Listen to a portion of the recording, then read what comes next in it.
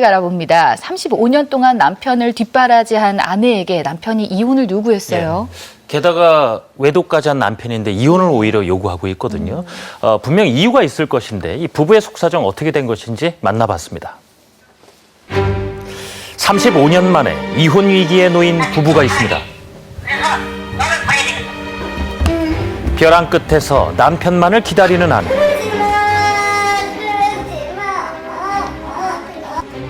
그리고 아내를 버리고 차갑게 떠나버리려는 남편. 내가 죽일 놈이니까 이혼하자고. 이렇게 쉽게 버릴 수가 없어요. 35년 부부 생활이 무용지물이 돼버린 사연 들어봤습니다. 남편 때문에 죽고 싶을 만큼 괴롭다는 이영미 씨. 남편의 외도가 원인이었다는데요. 남편이 이 여자를 알게 됐던 것 같아요. 5년 전 남편에게 한 통의 문자 메시지가 왔습니다. 이렇게 문자가 오더라고요. 남편한테 여자가 있다는데 얼마나 기가 막혔겠어요.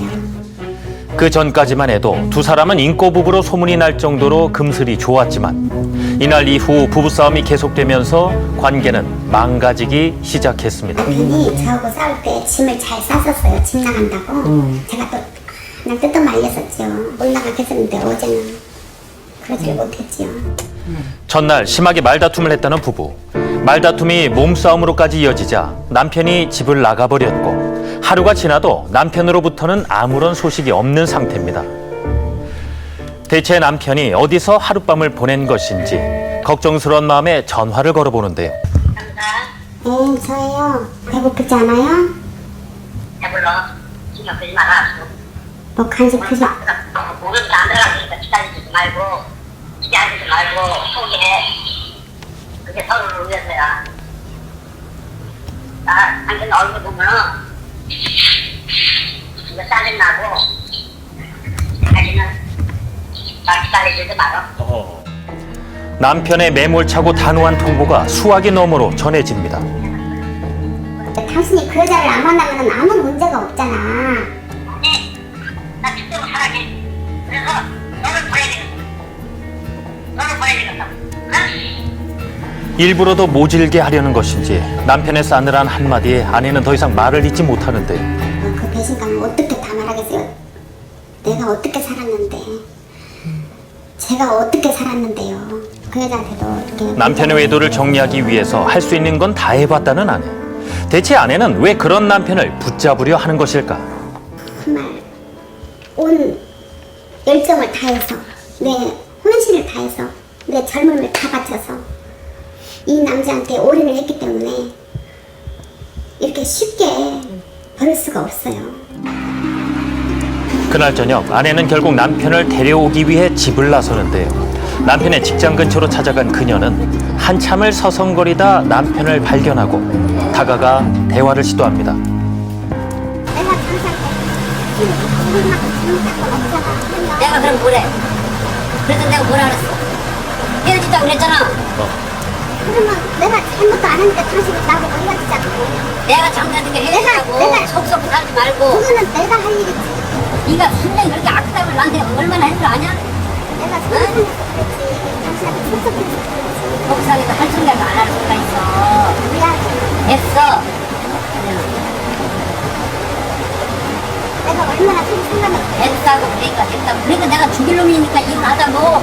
내 말이 많어.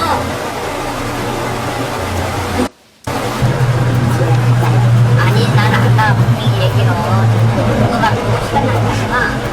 응? 결국 아내는 또다시 빈집에 혼자 돌아왔습니다. 남편의 모진말에 깊은 상처를 받았는데요. 너무 섭섭하고 남편한테 너무너무 남편이 밉고 정말 어떻게 나한테 그럴 수가 있을까. 제가 정말 죽을 만큼 힘드네요. 남편이 돌아오지 않을 것만 같아 더욱 불안해집니다. 부부간의 실마리를 찾지 못하고 끝내 남편은 집을 나가버리고 말았습니다. 현재로서는 집으로 돌아올 생각이 전혀 없어 보이는데요. 도대체 무슨 생각을 하고 있는 것인지 이제 남편과 이야기를 나눠봐야겠습니다. 남편이 일을 잠시 쉬는 틈을 타서 만나봤습니다. 아내와의 심한 다툼으로 인해 남편 또한 몹시 격앙된 상태였는데요. 오랜 설득 끝에 남편의 입장을 들을 수 있었습니다. 가정이니까 엉망진창이 되니까 거기에 대한 그 죄책감도 있고 내가 평생 이렇게 살아야 돼 하는 그런 그 자괴감도 느끼고 곧이어 남편은 자신만의 답답한 심경을 토로합니다. 친구 만나고 들어갔는데 여자 만나고 무조건 전 나갔다 들어가면 여자 만나고 온 거예요. 집사람 머리 인연 그렇게 돼 있어요. 그 부분들 저도 이해는 해요. 이해를 해. 내가 부정한 행위를 했기 때문에 그런 부분 일정 부분 다 이해는 합니다. 이해는 하는데 시댁 얘기하고 저 과거에 잘못했던 얘기 끄집어내고 그러다 보면은 대화가 매끄럽게 안 돼요.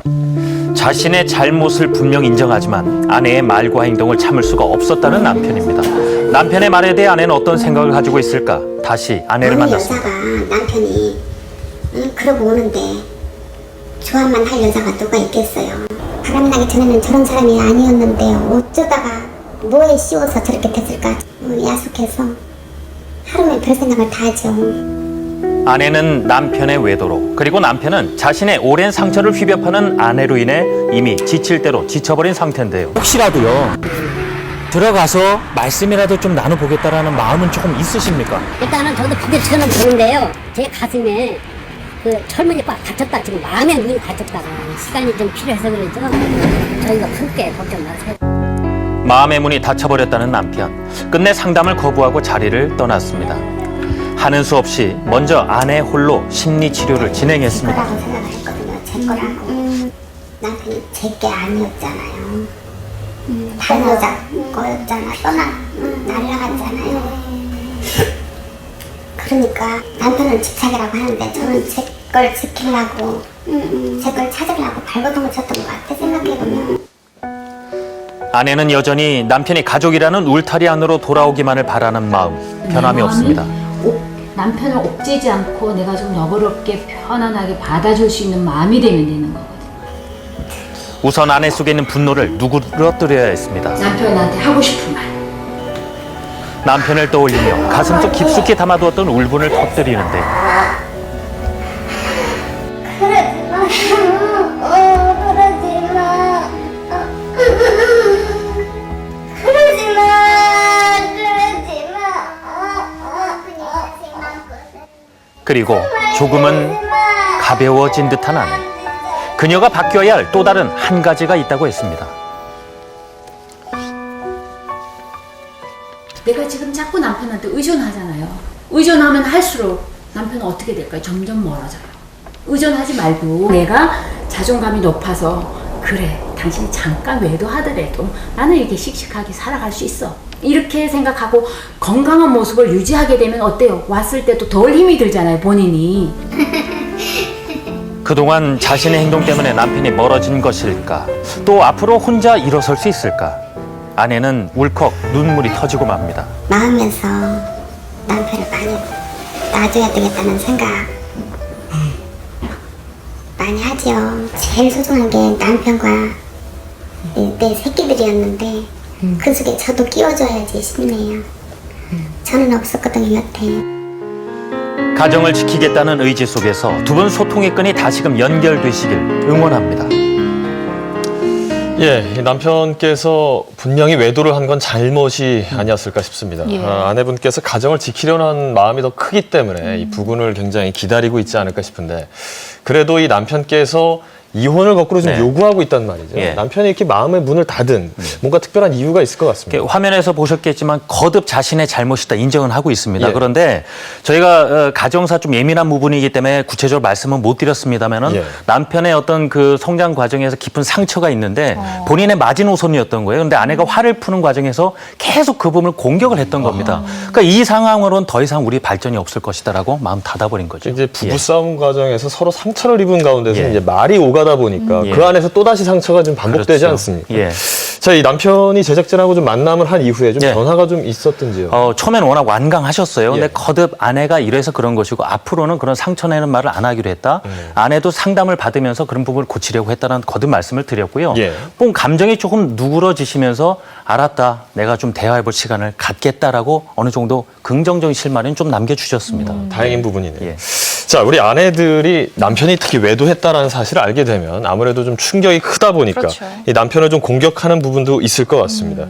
그래서 그런지 가끔 가다 보면은 이제 극단적인 선택을 하는 아내분들의 모습도 볼 수 있거든요. 그렇죠. 이런 경우에도 이제 외상 후 스트레스장이라는 게 생길 수가 있거든요. 예. 지금 화면을 보니까 아내분 같은 경우는 자존감이 워낙 떨어져 있고 또 남편도 자존심에 상처를 많이 입어서 서로 지금 마음의 벽을 닫은 상태인데요.